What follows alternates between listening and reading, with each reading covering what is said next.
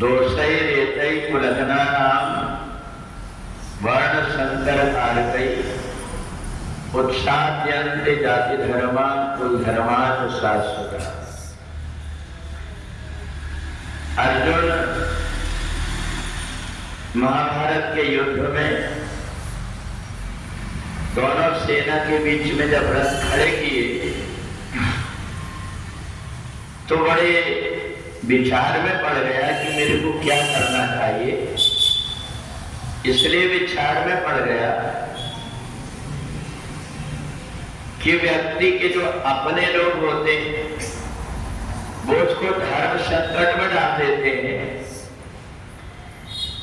उनको ऐसा लगता है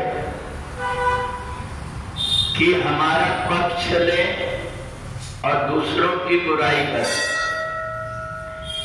जबकि भगवान ने कहा कि तुम्हें निष्पक्ष रहना चाहिए।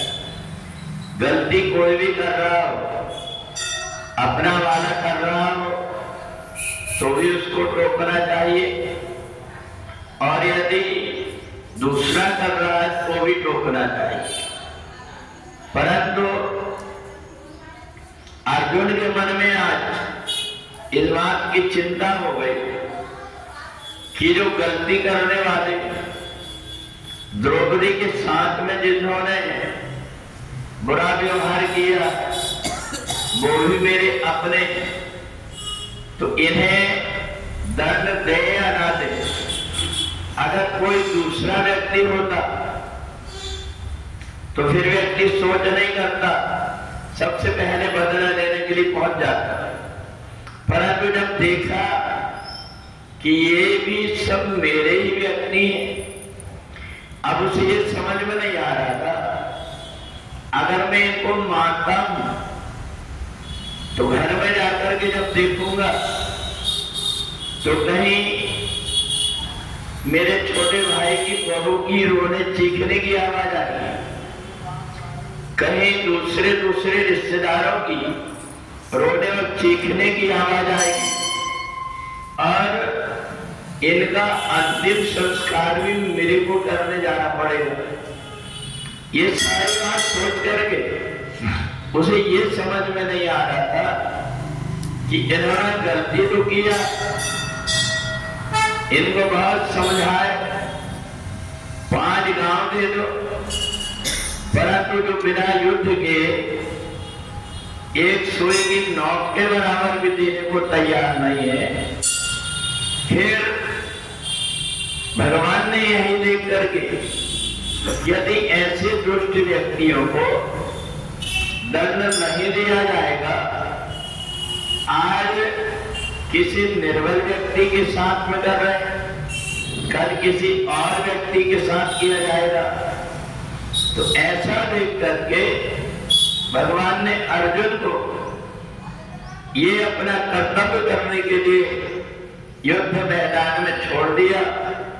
अब अर्जुन की बुद्धि जब निर्णय नहीं ले पा रही थी तो उन्हें भगवान से पूछा, ऐसी अवस्था में मेरे को क्या करना चाहिए।